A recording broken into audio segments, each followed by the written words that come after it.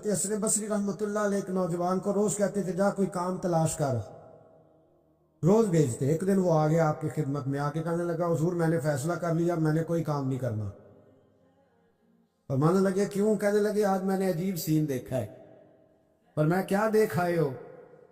کہنے لگا جی میں جنگل میں گیا ہوں تو میں نے دیکھا ہے ایک شیر نے شکار کیا ہے، آدھا اس نے کھا لیا ہے اور آدھا منہ میں پکڑ کے سفر شروع کر دیا ہے۔ ایک پہاڑی پہ چڑھ گیا شیر، میں بھی ایک درخت پہ چڑھا دیکھ رہا تھا۔ حضرت جی جب وہ شیر پہاڑی پہ چڑھا ہے تو وہاں ایک لومڑی بیٹھی تھی جس کی ایک ٹانگ بھی کٹی ہوئی تھی اور دونوں آنکھوں سے نابینا بھی تھی۔ اس شیر نے وہ بچا ہوا شکار اس کے منہ میں ڈالا ہے، تو جو رب لومڑی کے لیے خوراک کا بندوبست کر سکتا ہے میرے لیے بھی کرے گا، لہذا میں نے اب کام نہیں کرنا۔ حضرت حسن بصری مسکرائے، فرمانے لگے کیا بات ہے تیری، تو نے کردار دو دیکھے، ایک شیر دیکھا ایک لومڑی دیکھی۔ فرمانے لگے بیوقوف، تو نے لومڑی بننے کا پروگرام بنایا، شیر بننے کا کیوں نہیں بنایا؟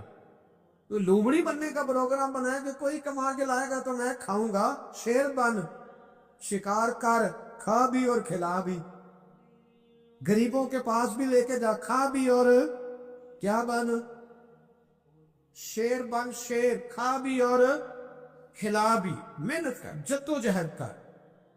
علامہ اقبال لندن میں تھے تو بیٹے نے خط لکھا کہ ابا جی ضرورت پڑ گئی ہے، مجبوری آ گئی ہے، کچھ پیسے کسی سے ادھار لے لوں، جب آپ واپس آئیں گے تو لوٹا دوں گا۔ تو اقبال نے اپنے بیٹے کو خط لکھا اور اس خط کے اندر ایک نظم لکھی، اور کیا انداز اختیار کیا، جاوید کے نام اس نظم کا نام رکھا۔ اقبال کہنے لگے دیار عشق میں اپنا مقام پیدا کر، ابے کے سہارے جینا اب چھوڑ دے، اب والد کو بیساکھی بنا کے آگے بڑھنا چھوڑ دے، دیار عشق میں اپنا مقام پیدا کر، نیا زمانہ نئے صبح و شام پیدا کر، خدا اگر دل فطرت شناس کرے عطا تجھ کو، سکوت لالا و گل سے کلام پیدا کر۔ اور میرا طریق امیری نہیں فقیری ہے، میرا طریق امیری نہیں فقیری ہے، خود ہی نہ بیچ غریبی میں نام پیدا کر، خود ہی نہ بیچ غریبی میں نام پیدا کر۔ پتہ تو تب ہے نا کہ جب تو غریب ہو پھر کچھ کر کے دکھائے، جب تو کمزور گھرانے سے اٹھے پھر تو کچھ کر کے دکھائے۔ ابے کا سجادہ نشین بننا آسان، ابے کی فیکٹری والی کرسی پہ بیٹھ جانا آسان، لیکن تو بتا نا تیرے اندر بھی کوئی خوبی ہے بھائی کہ نہیں؟ بتا، آج تو کمزور لوگ ہوتے۔ میرا طریق امیری نہیں فقیری ہے، خود ہی نہ بیچ غریبی میں نام پیدا کر۔ دنیا میں کوئی پیشہ برا نہیں۔ حضرت داؤد لوہے کا کام کرتے تھے، لوہے کا کام حضرت داؤد کو کہے برا لوہار کو، یہ حضرت داؤد کرتے تھے، خود نبی پاک علیہ السلام نے بیان فرمایا۔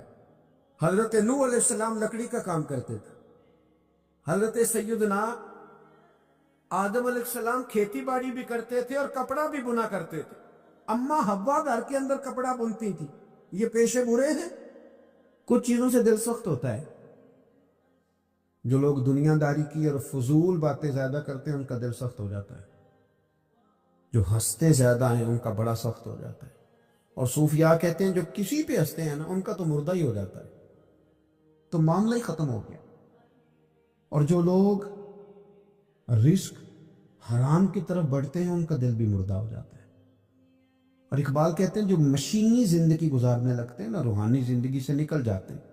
ہم آج کل مشینی زندگی پہ آ گئے، ہمارے پاس انٹرنیٹ ہے، موبائل ہے، آواز کے فاصلے اتنے کم ہوئے ہیں کہ دلوں کے فاصلے بڑھ گئے ہیں۔ اقبال کہنے لگے دل کے لیے موت ہے، دل کے لیے موت ہے، دل کے لیے موت ہے یہ مشینوں کی حکومت۔ احساس مروت کو کچل دیتے ہیں یہ آلات، آلات پہ زندہ ہیں ہم۔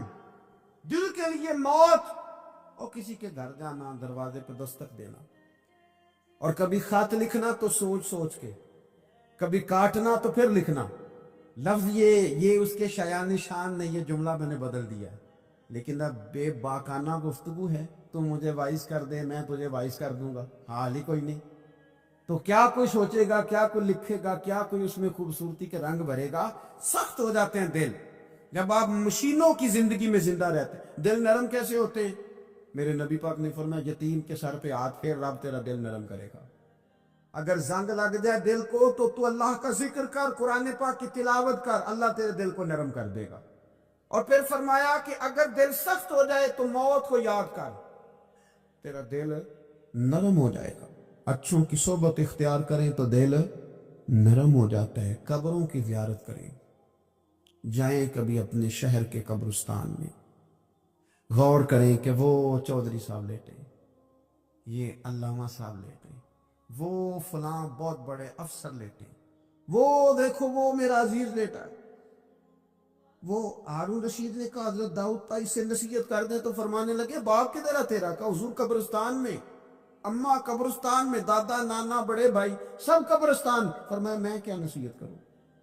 او پہ دس دیاں نی قبراں جنہ تے پھول پے, ادھروں کوئی بھی نہیں آمدا, تے ادھروں لکھاں گئے, تے سہ جوڑ سنگت دے ڈٹھے, سہ جوڑ 100 سال کی دوستیاں, سہ سال سنگت دے ڈٹھے, او تکو آخر وتھاں پئیاں, او جنہ بعد جیسی پل نہیں سنجیندے, ایک پل نہیں سنجیندے, پھر وہ شکلاں بھی یاد نہ رہیاں. سہ جوڑ. کہا یہ کوئی کم ہے دل کو نرم کرنے کے لیے تیرے پاس موت کا تذکرہ قبروں کی جائے کو تھوڑی ہے. یہ چیزیں دل نرم کرتی ہیں, یاد نرم کرتی ہیں چیزیں دل.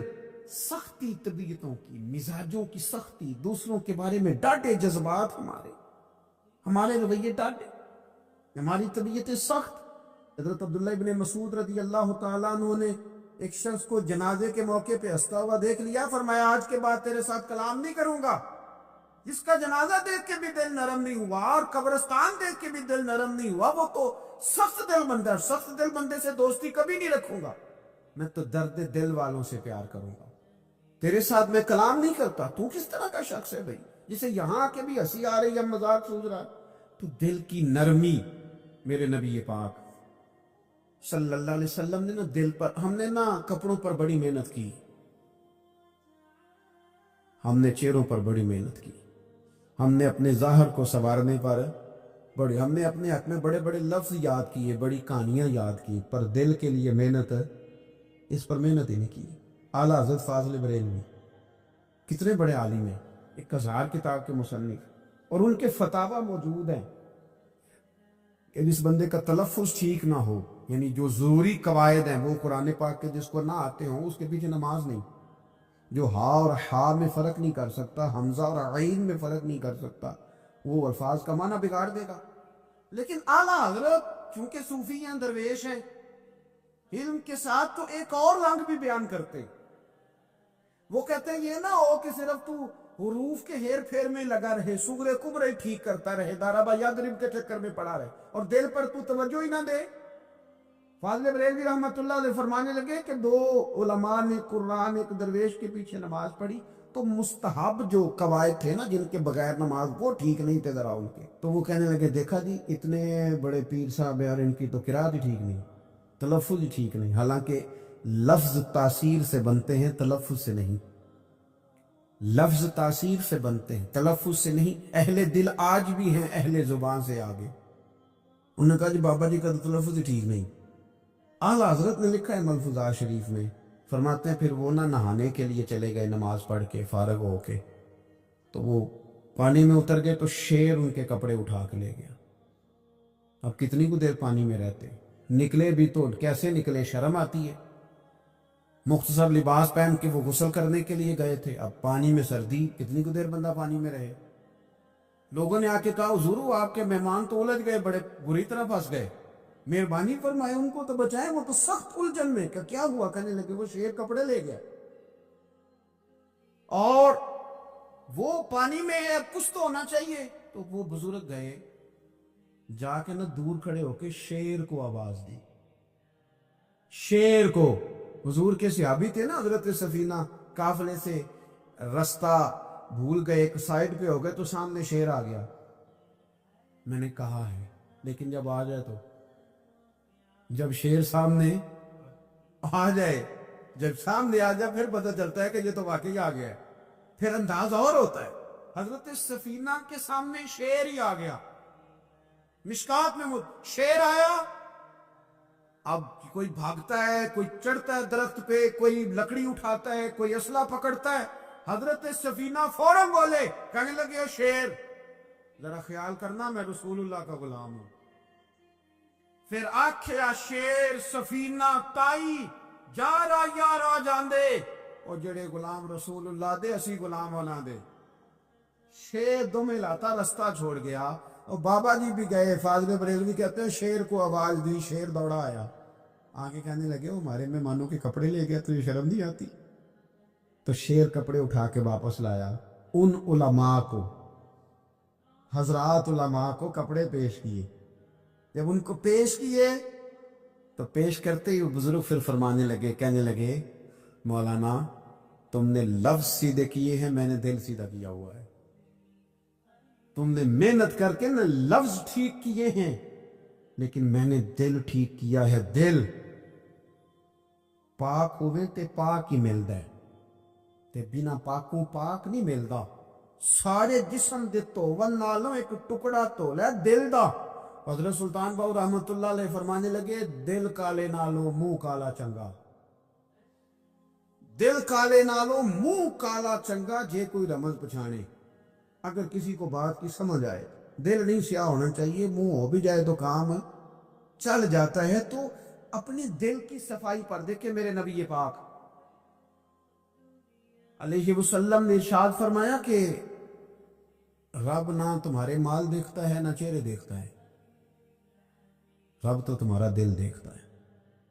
اور امام غزالی حدیث لائے ہیں، حضرت عمر فاروق رضی اللہ تعالیٰ عنہ فرماتے ہیں کسی نے حضور صلی اللہ علیہ وسلم سے پوچھا کہ رب آسمانوں میں کہ زمینوں میں؟ جلوے تیری ذات کے کو بکو ہیں، جدھر دیکھتا ہوں ادھر تو ہی تو ہے. اللہ زمینوں میں کہ آسمانوں میں؟ تو حضور فرمانے لگے رب تو بندہ مومن کے دل میں رہتا ہے. اللہ تو مومن کے دل میں ہے. مومن کے دل کتنا بڑا ہے، وہ دل جس میں رب ہے، رب کی یاد ہے، رب کی محبت ہے. اس لیے حضرت عمر فرمایا کرتے تھے میں نے دل کی آنکھوں سے اپنے مالک کی زیارت کی ہے. اور اقبال نے شاید اسی لیے مشورہ دیا تھا کہ دل بینا بھی کر خدا سے طلب. آنکھ کا نور دل کا نور نہیں. اللہ سے آنکھوں والا دل مانگ، اندھا نہ ہو جائے کئی طرح دل. دل بینا بھی کر خدا سے طلب. آنکھ کا نور دل کا نور نہیں. عزیز بھائی اللہ کے جلوے، لیکن ایک بات ذہن میں رکھنا، کسی گلاس میں تھوڑی سی غلاظت ہو نا، دودھ تو دور رہا، شہد تو دور رہا، اس میں کوئی پانی بھی نہیں پیتا. تھوڑی سی غلاظت ہو اور آپ کی آنکھوں کے سامنے وہ غلاظت دھل بھی گئی، صاف بھی ہو گئی، شرعی تقاضے پورے ہو گئے، پھر بھی کچھ لوگ کہتے ہیں میری طبیعت نہیں مانتی، میرا دل نہیں مانتا. صحیح کہہ رہا ہوں میں؟ او بھائی اتنی سی غلاظت گلاس میں تھی اور سادہ پانی نلکے کا، تو اس میں پینا پسند نہیں کرتا. اور اگر دل غلاظت سے بھرا ہو تو رب کی محبت وہاں آئے گی، خدا اپنا قرب وہاں رکھے گا. کسی سے جلنا، کسی سے حسد کرنا، کسی کے بارے میں عداوت رکھنا، کچی بولیاں بولنا. اور اب تو اتنا عجیب حال ہو گیا، جماعتوں کے بارے میں برا خیال کرتی. خانقاہ اور آستانوں کا یہ حال ہے کہ سبق پڑھایا جاتا ہے دوسرے کے خلاف. بس ہم ٹھیک ہیں. یہ تصوف ہے کہ میرا تو ٹھیک ہے. طریقت تو یہ تھی کہ میں ٹھیک نہیں، باقی سارا زمانہ ٹھیک ہے. تو کس چکر میں پڑا ہوا ہے؟ اعلیٰ حضرت فاضل بریلوی رحمۃ اللہ تعالیٰ علیہ کے ایک درویش تھے، تو فاضل بریلوی رحمۃ اللہ سے کہنے لگے میں نے مرید ہونا ہے. فرمانے لگے پتر جلدی نہ ہو، جا سارا زمانہ دیکھ. اگر کوئی میری طرح کا مل گیا، مجھ سے بہتر مل گیا، تو پھر میرے ساتھ وعدہ کر وہیں رہ جانا. ہاں اگر تیرے خیال میں نہ ملا تو پھر آنا. جا گھوم زمانہ دیکھ.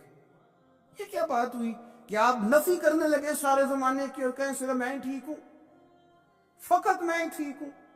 یہ طریقت ہے. اور تصوف والے تو لوگ یہ کہا کرتے تھے میں تے بندہ ٹھگ جلو کو، میں تے بندہ چور، اور جس دا خلقت کلمہ پڑھ دی او محمد ہور. وہ لوگ تو نفی کرتے تھے، اپنی کہتے تھے میں کوئی شے نہیں، میں تے بندہ ٹھگ جلو کو، اور میں تے بندہ چور. میاں محمد بخش صاحب رحمت اللہ علیہ ایک عالم نگار نے لکھا تھا کہ وہ کچھ لوگ نا سکھ ہندو یہاں رہتے تھے تو ان کا نام محمد تھا چونکہ، تو بات کو شبہ پڑ گیا کہ شاید جن کا لوگ کلمہ پڑھتے ہیں نا مسلمان، معاذ اللہ یہ وہ والے. تو میاں صاحب اپنے بارے میں کیا کہ میں تے بندہ ٹھگ جو لوگو، میں تے بندہ چور جس دا خلقت کلمہ پڑھ دی او محمد ہور، او میں تو ایک ٹھگ ہوں. حضرت میاں شیر محمد صاحب شرک پوری رحمت اللہ علیہ سرتاج ہیں اولیاء کے، پیر سید اسماعیل شاہ صاحب بخاری حضرت کلمہ والا شریف والے. وہ کہتے ہیں میں بیعت ہونے کے لیے جب شرک پور شریف آ رہا تھا تو رستے میں مجھے ایک بزرگ مل گئے. تو مجھے کہنے لگے کدھر جا رہے ہو، کون ہو؟ میں نے کہا میں سید ہوں اور میاں صاحب سے بیعت ہونے جا رہا ہوں. تو مجھے کہنے لگے وہ تو دنیا دار ہے، جیبوں میں ہاتھ ڈالتا ہے لوگوں کی، تو سید ہو کے رائن کے پیچھے کیا لینے جا رہا ہے؟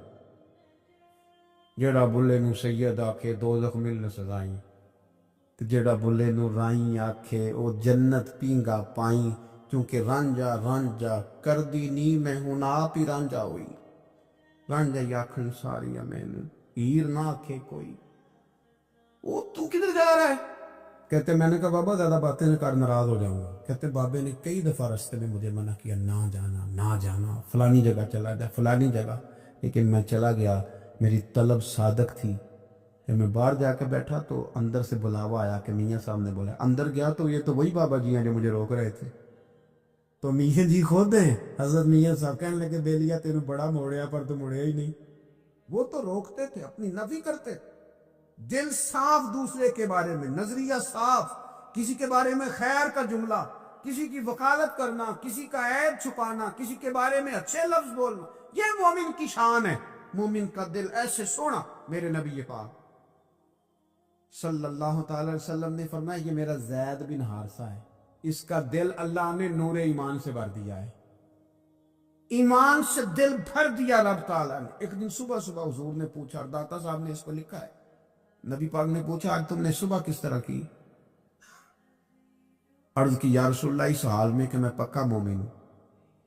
حضور نے فرمایا تو پکا مومن ہے کس طرح؟ کہنے لگے یا رسول اللہ میں اس طرح کا مومن ہوں کہ سونا اور مٹی میرے لیے برابر ہے، پیسے آ جائیں تب بھی کوئی ٹینشن نہیں، نہ آئیں. حضرت زید بن حارثہ رضی اللہ تعالیٰ عنہ عرض کرنے لگے سونا اور مٹی برابر ہے، کوئی پرواہ نہیں. تو حضور نے فرمایا تیرے ایمان کی دلیل؟ عرض کرنے لگے یا رسول اللہ میرے ایمان کی شان اور دلیل یہ ہے کہ میں یہاں زمین پہ بیٹھ کے نظر اٹھاؤں تو میری نظر اللہ کے عرش تک جاتی ہے. میں بتا سکتا ہوں کہ جنتی جنت میں جا رہے ہیں اور راضی ہیں، جہنمی جہنم میں جا رہے ہیں اور چیخ رہے ہیں، میں بتا سکتا ہوں. حضور نے فرمایا پھر اس کی حفاظت کر، پھر اس جذبے کی حفاظت کر. جب دل صاف ہو، نور ایمان سے بھرا ہوا ہو. علم لدنی کب آتا ہے؟ علم لدنی نیک آدمی کو ملتا ہے جب بندہ متقی پرہیزگار ہو نا، ناجائز نہ کھائے، ناجائز نہ دیکھے، ناجائز نہ بولے، تو پھر اللہ تعالیٰ اسے علم کا نور دیتا ہے. جو لوگ کہانیوں میں الجھ جاتے ہیں نا، زیادہ باتیں کرتے ہیں، زیادہ گھومتے ہیں، زیادہ سازشی عناصر کا شکار ہوتے ہیں، ان کے تو حافظے کمزور ہو جاتے ہیں، یاد ہی نہیں رہتا، باتیں اتنی کرتے ہیں پتہ نہیں سویرے کیا کہا تھا دوپہر کو کیا کہہ رہے ہیں. جب انسان کا دائرہ کار تقوی والا ہو پھر اس پر علم کی روشنی کھلتی ہے، پھر دروازے کرم کے کھلتے. اپنے دائرے محدود کر لیے جائیں. سوچے میں بڑے بڑے لوگ آپ کو زندگی میں ملیں گے، مشورے دیں گے، وہ جناب آپ کو پتہ ہی نہیں آپ کتنے بڑے ہیں، آپ فلانی جگہ کھڑے تھے، فلانے کے ساتھ ہنس رہے تھے. یہ آپ کو خراب کرنا چاہتے ہیں، کسی تکبر میں مبتلا کرنا چاہتے ہیں. آپ زمین پہ رہیں تاکہ زمین والوں سے رشتہ مضبوط رہے، دل کی صفائی، دل صاف ہو، کوئی حسد نہیں، کوئی کینہ نہیں. پتہ ہے سب سے بڑی بیماری کیا ہے بندے کی؟ خوفناک علامت کیا ہے دل کے بیمار ہونے کی؟ کہ کوئی بندہ بیماری میں ہے اور ادھر ایک بندہ اس کو دیکھ کے خوش ہو رہا ہے. کسی کو زوال آ گیا ہے، کاروبار ڈوب گیا ہے اور یہ دیکھ کے خوش ہو رہا ہے. مر گیا اس کا دل، مردہ ہے، اندر کوئی دل نہیں آ. یعنی ایک بندہ رسوا ہو گیا اور یہ خوش ہو رہا ہے، دیکھا میں نے نہیں کہا تھا. جب کوئی کسی کی رسوائی، کمزوری اور کسی کے زوال پر راضی ہونے لگے تو پھر سمجھ لے کہ اس کا حال اتنا برا ہو گیا ہے کہ اب یہ اخلاقی طور پر مردہ زندگی گزار. ہمارا اب یہ حال ہے کہ ہم لوگوں کے دکھوں پر ہنسنے لگے. ہم کسی کے ہاں کوئی شخص تکلیف میں آتا ہے تو ہم اس کو کہکہوں میں اڑاتے ہیں. یارو زندہ قومیں یہ کام نہیں کرتی، زندہ قومیں یہ کام نہیں کرتی. میرے نبی پاک صلی اللہ علیہ وسلم نے فتح کے موقع پر بھی گردن کو جھکا کے بتایا کہ جب رب عروج دے تو پھر اللہ کی بارگاہ میں جھک جایا کرو. کسی شخص کے پتہ ہے، ایک حدیث سنو، یہ مسلم شریف میں موجود ہے. حضور نے فرمایا ایک بندہ گناہ کرتا تھا، پھر اس نے توبہ کر لی. اگر کسی نے دوبارہ اسے وہ گناہ یاد کرایا کہ تو یوں ہوتا تھا، اگر کسی نے اسے دوبارہ گناہ یاد کرایا تو یاد کرانے والے کو اللہ سزا کے طور پر مرنے سے پہلے پہلے اس گناہ میں مبتلا کر دے.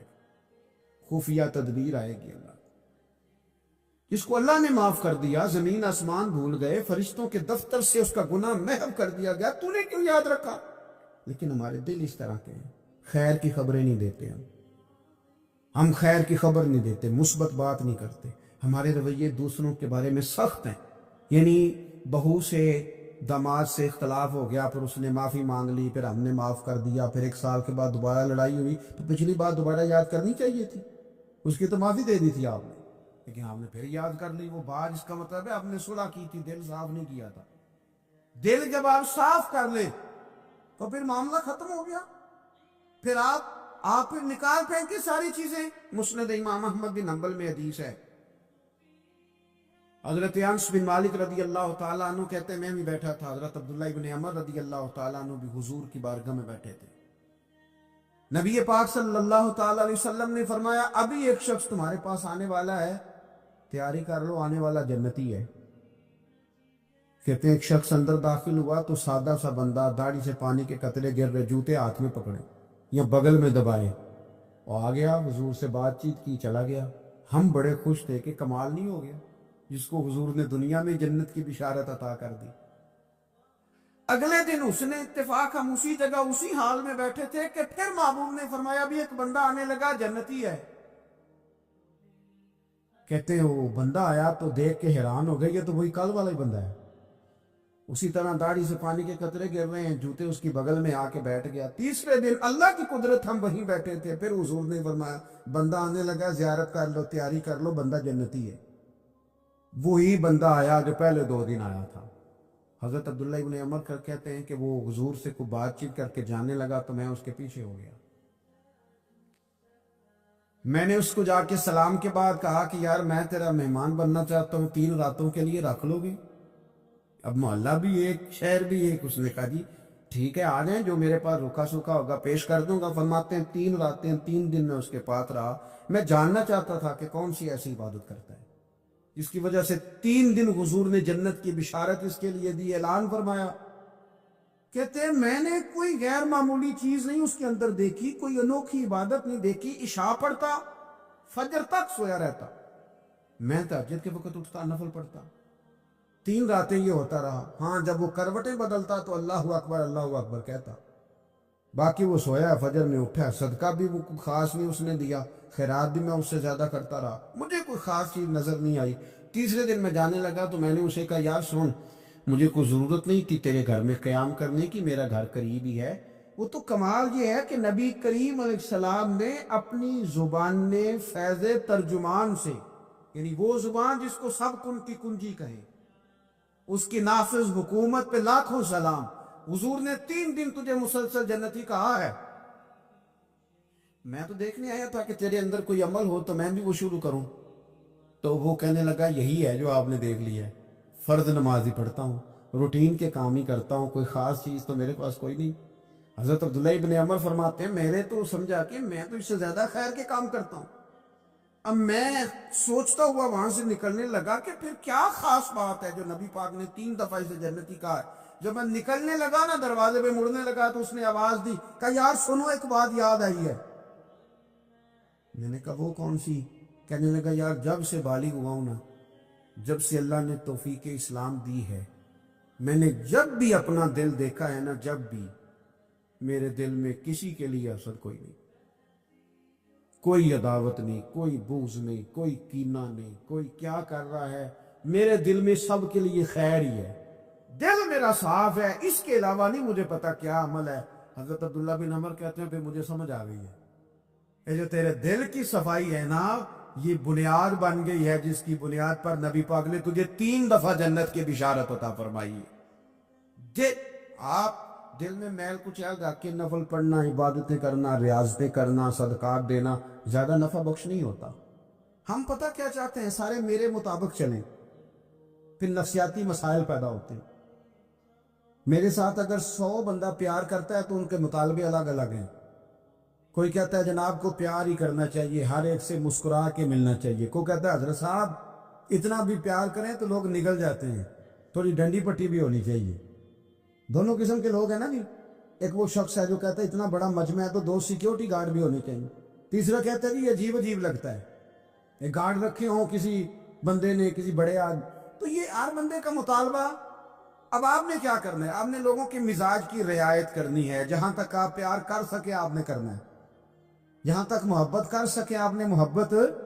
نبی پاک نا بچوں کے مزاج کا خیال کرتے، چھوٹے بچوں، حضور پاس سے گزرتے تو فرماتے السلام علیکم۔ ایک بچے نے نا حضور کے کپڑوں پر پیشاب کر دیا تھا، اس کی ماں پریشان ہو گئی، بخاری ہے، یا رسول اللہ وہ بچہ تھا پتہ نہیں چلا، تو نبی پاک فرمانے لگے کیا ہو گیا، وہ بچہ ہے، اللہ نے پانی پیدا کیا، نہ بھی اس پہ پانی بہائیں گے سب ٹھیک ہو جائے گا، وہ بچہ ہے۔ لیکن حاجی صاحب گھر میں بگڑ جاتے ہیں، پوتا اگر پیشاب کر دے کہتے ہیں میں نماز پڑھنی ہوں، وہ بگڑ جاتے، پیر صاحب بگڑ جاتے اس بات پہ، علامہ صاحب بگڑ جاتے، شیخ صاحب کہتے ہیں پتہ ہی نہیں بچے نے پیشاب کر دیا ہے۔ حضور نے فرمایا کہ بچہ بچہ ہوتا ہے، وہ چھوٹا ہے، اس کا ایک مزاج ہے، اس کا ایک مطالبہ ہے۔ اب آپ یہ کہیں کہ وہ بڑا مجھے پاک صاف سمجھتا ہے تو اس رویے سے میرے ساتھ وہ ملاقات کرے، آپ اس کے مزاج کی رعایت کریں گے۔ نبی کریم کے غلام کے بیٹے ہیں حضرت اسامہ بن زید، نواسوں کی بات نہیں سنا رہا، زید بن حارثہ حضور کے غلام تھے، ان کے بیٹے ہیں، چھوٹی عمر تھی، ناک بہ رہا تھا۔ ویسے دادا جی ناک صاف کر دیتے ہیں پوتے کا؟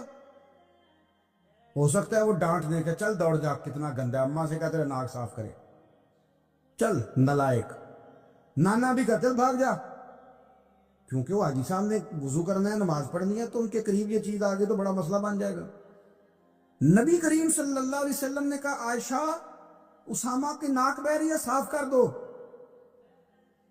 حضرت عائشہ کہتی ہے میں ذرا اٹھی کو کپڑا دیکھنا تو حضور جلدی سے اٹھے۔ ایک روایت تو یہ ہے کہ حضور نے ناک پوچھ دیا، دوسری میں کہ نبی پاک قریب پہنچ گئے۔ جناب عائشہ کہتے ہیں میں نے ہاتھ پکڑ لیا، میں نے کہا حضور کپڑا لینے گئی تھی آ گئی، کہتے ہیں میں نے اپنے ہاتھوں سے ان کی ناک صاف کر دی، ریٹ صاف کر دیا، اللہ کے رسول گویا میری طرف دیکھ کے مسکرائے، حضور راضی ہوئے۔ بچے تو بچے ہوتے ہیں، بچے تو بچے ہوتے ہیں۔ اب آپ کو بچہ حاجی صاحب مانے، پہلے نمازی صاحب مانے، آپ کو پہلے بچہ جو ہے وہ بڑا سیانہ مانے، سمجھدار مانے، عقل مند مانے، پیر صاحب مانے، چھوٹا بچہ تو وہ نہیں مان سکتا۔ آپ اس کی نفسیات کے مطابق اس کے ساتھ چلیں، آپ رویہ وہ رکھیں کہ وہ بچہ ہے، وہ چھوٹا ہے۔ حضور بچوں کے پاس سے گزرتے تھے تو انہیں سلام کہتے تھے، آپ بھی کہتے ہیں، آج سے کہیں گے، حضور گزرتے چھوٹے کہتے السلام علیکم۔ اور نبی پاک صلی اللہ علیہ وسلم کبھی کبھی نا بچے کھیل رہے ہوتے تو حضور بیٹھ جاتے، فرماتے یار میرے سینے سے تو لگو، حضور زمین پہ بیٹھ جاتے، بچہ یوں ہاتھ پہ، بچہ دوڑا آتا، حضور کے سینے سے جب لگتا تو نبی پاک گر جاتے اور فرماتے اوئے ہوئے تم نے تو مجھے گرا ہی دیا ہے۔ یہ بچوں کے ساتھ آپ جو رویہ رکھیں گے وہ میٹھا ہوگا۔ اب آپ کہیں گے چونکہ اب میں ایک عہدے پہ ہوں، میں ایک منصب پہ ہوں، تو یہ آپ کی نفسیاتی کمزوری ہے۔ پھر کیا ہوتا ہے، بچوں کو ڈانٹ کے رکھا جاتا ہے، بے جا ڈانٹ ڈپٹ، بے جا سختی اور بے جا ان کے ساتھ رویے، اور ان کے ساتھ بڑی عجیب و غریب قسم کی جو ہے وہ ہماری جو ہے وہ گھٹن گیپ آ جاتا ہے بچوں کے درمیان۔ بچے، میں کہا کرتا ہوں، پھر بچے ہمیں دکھ نہیں سناتے، وہ پھر غلط آدمی کو دوست بناتے ہیں، پھر اس غلط آدمی کو اپنی بات بتاتے ہیں، غلط آدمی رازدار بن جاتا ہے۔ آپ ان کی نفسیات کے مطابق ان سے پیار کریں، انہیں ٹائم دیں، آپ دیکھیں یہ کیا سوچتے ہیں، کیا کہتے ہیں، کس طرح کا ان کا رویہ ہے بچوں کے ساتھ۔ پھر نوجوان جب کوئی ہو جاتا ہے تو اس کی سوچیں جوان ہو جاتی ہیں۔ نوجوانوں سے معذرت کے ساتھ نبی پاک علیہ السلام نے نوجوانوں کی حکومت سے پناہ مانگی،